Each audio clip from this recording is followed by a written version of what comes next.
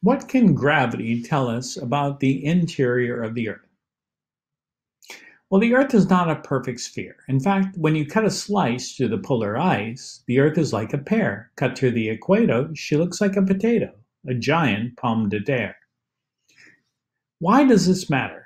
Well, gravity is simply the attraction between two masses and is related to the inverse radial distance between them, F equals gm1 m2 over r squared, where g is a gravitational constant. We know the mass of the Earth, and so we can calculate the theoretical gravity value for any location on the planet.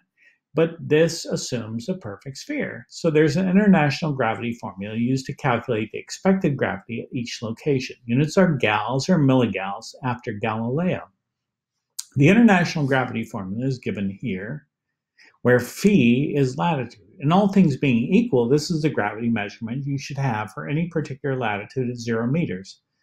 But, of course, gravity also depends on the radial distance between two objects. So if the elevation is lower or higher than the reference 0 meters, then the gravity will be higher or lower, and therefore we need to apply a correction for each elevation called the free air correction.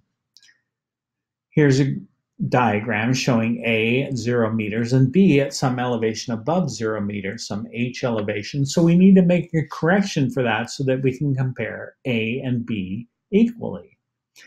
The free air correction is relatively simple, and we're not going to go through the math because it turns out it is a standard correction of 0.03086 milligals per meter. Ideally, once the free air correction is made, then the observed gravity should equal the free air corrected measurement. However, this is rarely the case. Why?